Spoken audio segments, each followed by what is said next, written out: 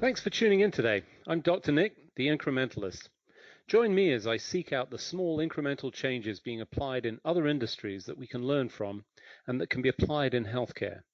Can these changes bring immediate value, but also add up to the big improvements and revolution we need in healthcare?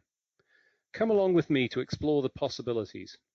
My innovative guests from around the globe have used small incremental improvements to achieve their moonshot. And today, I'm delighted to be joined by Matty Gill. He is the CEO of AION Labs. Matty, thanks for joining me today. Thank you for having me, Nick. So, as I do with all of my guests at the beginning of the show, I think it's important to get context, a little bit of history, some of your journey and how you arrived at this point. Tell us a little bit about yourself and the things that contributed to this point in your career, if you would. So thank you, Nick. I was born in the United States in the Midwest in Ohio, and our family decided to move to Israel about 30 years ago. And I've been based in Israel ever since. I spent about 10 years in public service here in Israel before moving to industry, where I spent a little over 10 years in senior roles at Teva Pharmaceuticals, Israel's flagship company and flagship biotech company. And that led me on a journey in the various roles to learn about the innovative ecosystems and to help Teva also enter into new markets, including Asian markets, Eurasian markets, as well as in Middle East and Africa, where I had the opportunity to visit Nigeria a few times, which I know has a special place in your heart, Nick, and to meet the amazing entrepreneurs there and some of the great people in the regulatory agencies there that are really trying to bring health and innovation through to Nigerian patients and the population there. And ultimately, what we wanted to do at Teva, and then that led me to AION Labs, was to help bring artificial intelligence and machine learning into drug discovery and development, and to learn how to do that and to help steer those capabilities into the way that we develop new drugs and bring them to markets and bring hope to patients. And that brought us to leverage an opportunity that the Israeli government actually came out with, which was to create a new venture studio, which ultimately became AION Labs, with excellent partners, and to help great new startups that will revolutionize the way that we discover and develop new drugs and bring them to market. All right. So before we get into a little bit of that, obviously, folks that listen to this show know that I've got a passion around Africa, specifically Nigeria. Obviously, interesting country. I think, outside of that continent, perhaps, and maybe outside of the US particularly, I think less well understood. It's probably most known for the Nigerian scam, and it continues to this day, but I don't think it's mostly homed out of Nigeria these days. But a highly innovative country, and I think others have heard me say this. What were your experiences? I'm curious about some of the interactions that you had there. So I'll just give you two anecdotes there. One is that when we started to look into the Nigerian market, which is a great market for a company that wants to expand into Africa because of the growing population, and really it's such a sizable market that you can't ignore. So we started to learn the market, and we went to meet with the head of the Nigerian FDA, and I was blown away.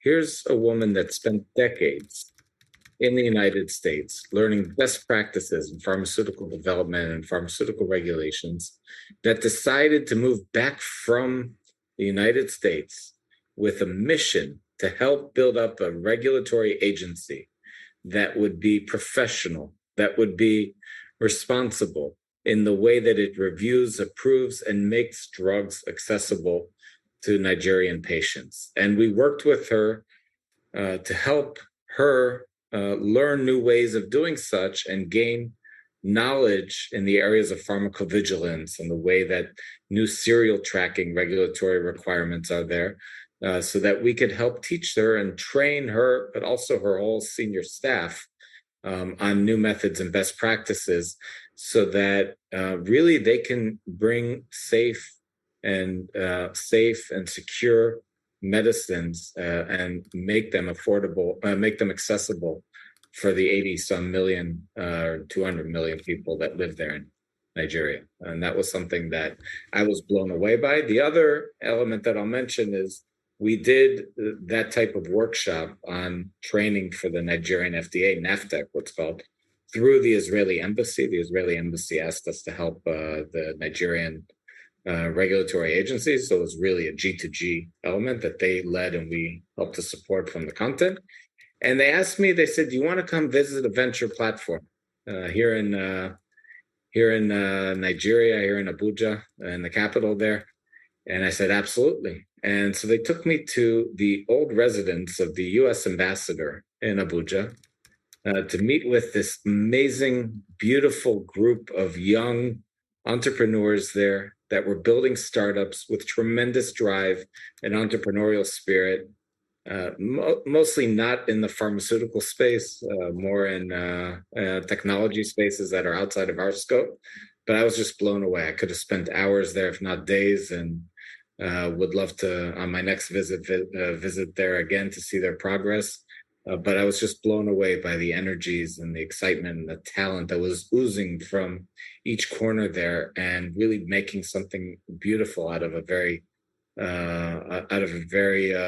a very resourceful mindset in that sense. Really... Yeah, so I appreciate you sharing that. I'm just going to layer on just one additional story. I have a good friend, highly skilled, highly qualified brain surgeon who did exactly that, went back and is now back with his family in Nigeria. Very similar story, much later in his career, but doing exactly the same thing. And it's a real testament to the country, the people. I have this sort of deep personal passion, and I truly appreciate you sharing that and echo, much of that. So back to AION Labs, obviously, this conglomeration of folks. You talk about it specifically as a venture studio. That's a term relatively new to me. I sort of think about this in innovation hubs is really the term that I sort of come up with, but it sounds like this is a little bit different. Obviously a focus on pharma, and indeed, we're in this era of AI everything. I mean, if you don't put AI in your commentary, nobody's paying attention because that's the focus. And, there's a little bit of excess, but I think there is true excitement thanks to some of the progress that we've seen. That's clearly a critical part. Tell us a little bit about what it is that you do and how this sort of came about, because I think that's critical to, the future of this and how we continue to develop this, both in a resourceful but also ethical manner, because I think people are concerned about that, right? Sure. And I think that every time you have developments in technology, there's a reason to be cautious and to be concerned and to be responsible. Mostly, I think that's what's important. You don't want to stop innovation and scientific breakthroughs from continuing, but you have to learn what they're capable of, both for good as well as the risks, so that you could do it responsibly. And I think that there's a lot of great efforts on that front. We are a venture studio, as you mentioned, and it's a venture studio versus an innovation hub because we are very focused in what we do. We are focused on creating and supporting the growth of new startups in our field. And our field is AI and machine learning and computational technologies for drug discovery and development. So a venture studio, because we actually have a company creation model in which we can go into that if you'd like, in which we create new startups anywhere between 4 to 6 every single year, and we support them for growth, and we give them up to 4 years to work and develop their technologies, validate that they actually work, and then go on and grow.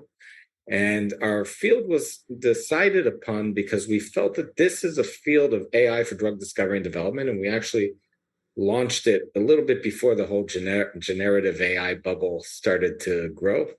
But we chose this space because our feeling is that there's tremendous potential for artificial intelligence and really the harnessing of big data capabilities in our field of drug discovery and development, because it's one of the last fields out there and last markets out there that has yet to be fully revolutionized through the capabilities of artificial intelligence. If you think about it, Nick, and you're a physician, we are ultra conservative, and probably rightfully so, about how we approve new drugs and what type of drugs we put into our bodies. Ultimately, that whole process takes well over 10 years.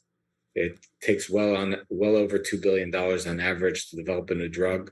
And the whole industry pays for the R&D and all the failures that are well over 90% failure rate from the time that you actually start to test out a new drug and what actually makes it to market after receiving FDA approval. So the notion is in such an inefficient process is that by bringing in technological capabilities, we can bring new hope to patients, new drugs for new types of diseases that do not yet have a cure or do not yet have a therapy in record times, in a faster process, and for much cheaper, and provide more access to more drugs for more patients. And that's really what we're trying to do here. We're just at the beginning of the AI entrance into drug discovery and development. There's more and more going on in that space, obviously. It's a growing space, and there is a lot of buzz about it, but the potential is yet to be realized, and we are right at the forefront with an excellent group of partners that can help us succeed in our mission. So, great background, explanation. One of the things that, I'm familiar with, or at least is maybe it's dogma. You can correct me if this isn't the case, but notoriously, an awful lot of companies fail. It's very hard to start a company, even with fantastic technology. I always pick on VHS Betamax. Betamax failed, but, purists will say it was a better technology. You talked about 4 to 6 created companies every year.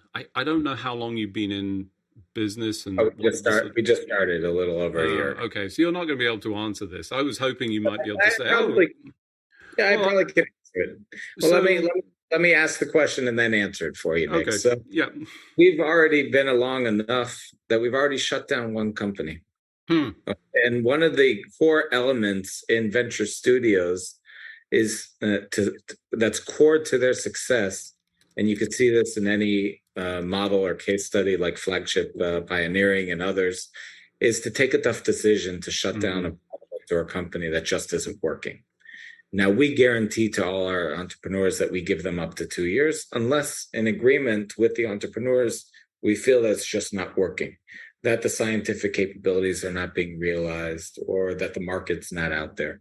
So we actually found great entrepreneurs that came from the tech space to set up a new company that was supported by 3 of our partners, and to solve a challenge that we thought was going to be a robust enough challenge to be the basis of a new startup. And after working on it with a year and receiving a lot of input from our expert partners, we realized it wasn't a great company that would be attractive for VC funding and be able to grow independently. And together with the entrepreneurs, we decided that we should just cease to put resources into it, time and money into it, and to separate amicably. And I think that's key to being successful, because then we can focus on the companies that do have potential to succeed. So for those of you just joining, I'm Dr. Nick, the Incrementalist. Today I'm talking to Matty Gill. He's the CEO of AION Labs. We were just talking about the whole concept of a venture studio versus an innovation hub. We just dived into one of the realities of, venture funding, particularly at the very early stages, the relatively high failure rate, and also, let's be clear, relatively high failure rate of pharma and molecules that are being designed. We see this massive pipeline that sort of narrows up into the sort of final stages of actual solutions that deliver value. And I think, I just want to highlight this, and, I'm going to be selfish about it and say, gosh, sounds really like an incremental learning point here, that, this is not always about success, and failure is important to understand, recognize, and deal with responsibly. Always hard to do, but I think done, in the appropriate setting, appropriate sort of review, it sounds like you've already done that. And, even in this sort of early experience, that sort of jives at least a little bit with some of the numbers, and I think essential. But rather than focus on the negative, let's focus on the positive and see what the sort of positive experiences are. Obviously, you've brought together a really key set of resources. One of the big challenges for founders, early venture capital, is actually creating an infrastructure to deliver against a solution. You can have a fantastic solution, but if you can't put that into a corporate structure, is that part of what you're offering? And how do you go about delivering against that? So we always make sure that we're working with three pillars.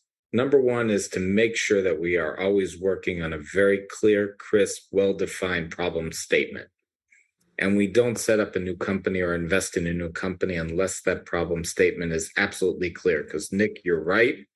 There's a lot of solutions out there that are looking for challenges. We're happy to take a look at them and work with them to validate whether or not there's a problem on there. And if anyone has great technologies in the AI space for drug discovery and development, send them our way. However, we will never invest or set up a new company unless there's a very clear, crisp problem statement. That is our learning from the first company we shut down that I mentioned, that the problem statement was there. It just wasn't good, crisp, and robust enough. And so we have a whole set of criteria that it needs to meet for that. Secondly, is that there has to be excellent scientist founders. And so we run a competitive process and a very clear process where we are open to talent coming from anywhere. And if you're listening to me in Nigeria, we haven't yet had any Nigerian scientist founders, but we'd love to have some here. And we've had from actually 5 out of the 7 continents from the world. We haven't yet had from Australia, but we've had candidates come from all over the world and setting up companies here in Israel with great scientist founders to tackle some of the biggest challenges in our space. And third is that we then mentor them for success and help them grow. So we've created an infrastructure where our companies have access to computational wet labs, the expertise of the great pharma companies, Pfizer, AstraZeneca, Merck, and Teva, that will help them to provide them with the data, experience, expertise needed, meet with them on a regular basis so that they can develop their solutions and technologies and bring them to market. Great investors like the Israel Biotech Fund and Amiti Ventures, as well as our entire network, so that they have access to funding and are making sure that they're actually building a good company and not just a good research project. And we have a computational and cloud partner in Amazon Web Services that we were blown away by their capabilities, specifically in the biotech space, because they've really developed a great scientific team so that they can provide their cloud for pharma companies in the life sciences space, in the healthcare space, with a deep understanding of what those companies need, because they actually have pharma R&D executives from the past and ex-healthcare and even physicians. Our investment committee member from Amazon is a physician.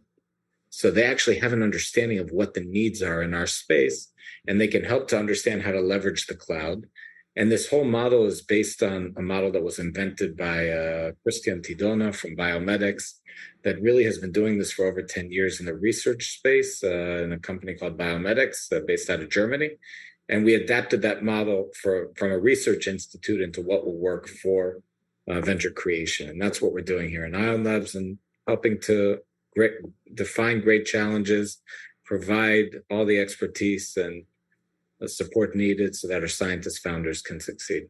So still relatively early, but I'm curious about what your funnel looks like. I mean, how many applications do you get? What's the sort of success rate? I mean, is this difficult, or are you finding lots of great ideas and people coming up and, just not enough resources potentially? What's your balancing act? So we are doing something that hasn't been done yet. And just like anything that ambitious with great partners, it's also very difficult. So we've finished our first year, learned a lot from it, building on those learnings.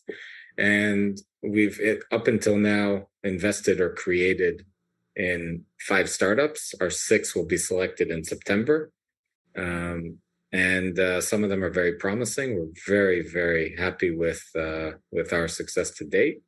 We hit the ground running, so to be able to do that within a year and a half, I think is something that we're very proud of. But we are going to continue to improve, and that's something that we're very committed to. And we're blessed to have such a tremendous team, but also great partners that are very, very committed to our success.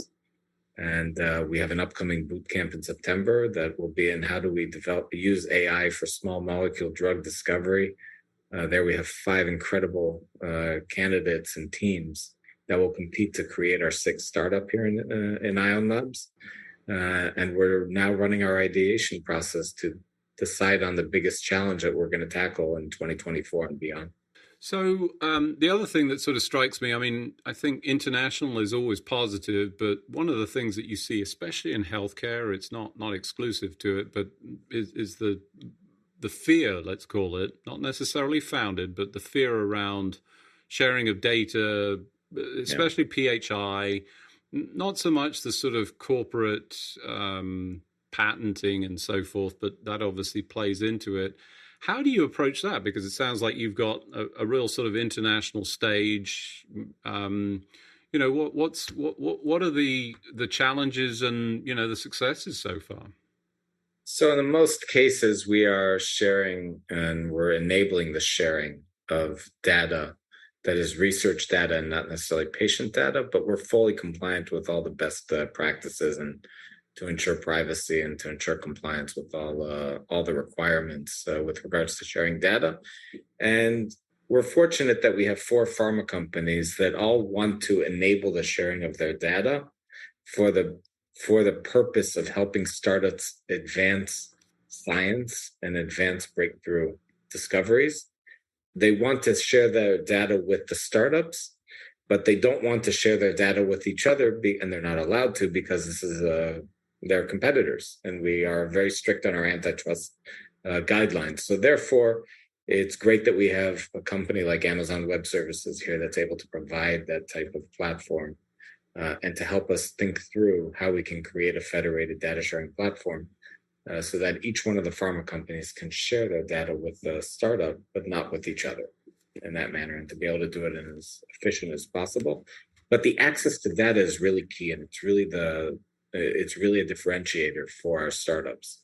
For them to be able to work with the pharma partners from day one and co-develop with them and have access to their expertise, but also to their data, is a key differentiator for what will help them be successful versus trying to do it on their own, developing their technology, and then down the road seeking out a design partner. That in our space, it's a little different than in other spaces, and it's really something that they can benefit from. Right. So the other thing that you mentioned in the introduction and some of the background details is the speeding up of the process, and in particular trying to deliver more access, more accessibility. I mean, one of the things that I think people would be critical of, whether it's valid or not, is the cost of pharma. I think that's vastly exceeded any kind of trajectory that people would have seen. We know healthcare costs are just astounding, but specifically with very customized molecules, customized therapies.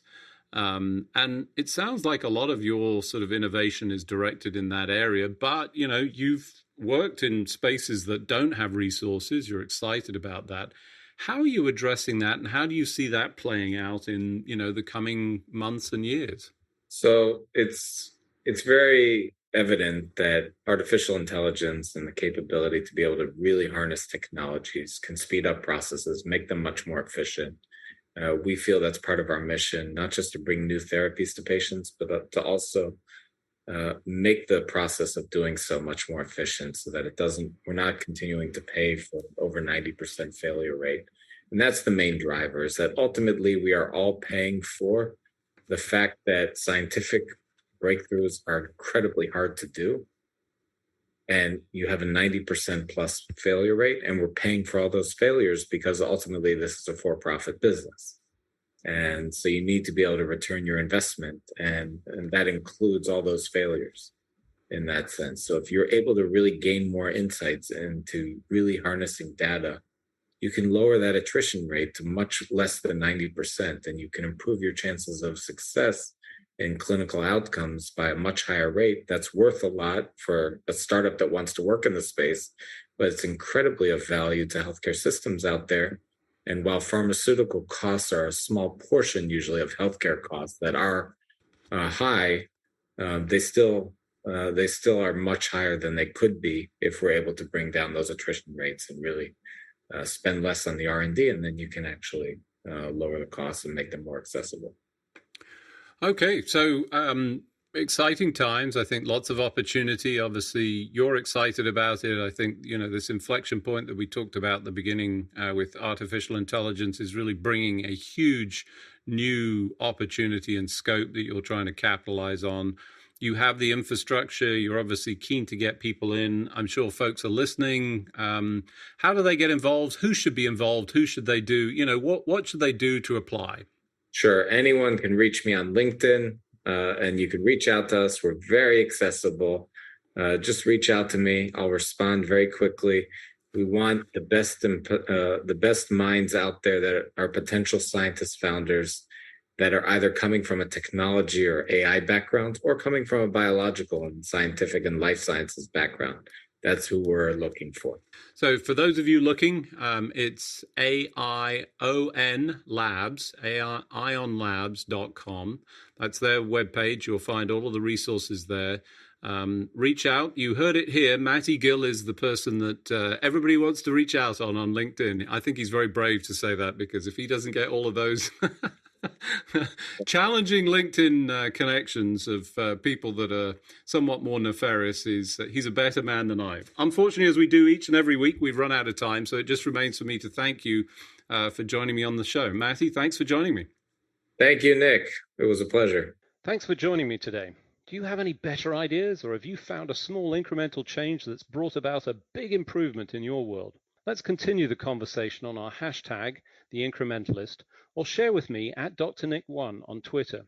You can find more information about the show on our program page at healthcarenowradio.com, and tune in next time to hear my discussions with leaders and innovators from around the globe who've revolutionized their space by using small incremental improvements to achieve their moonshot.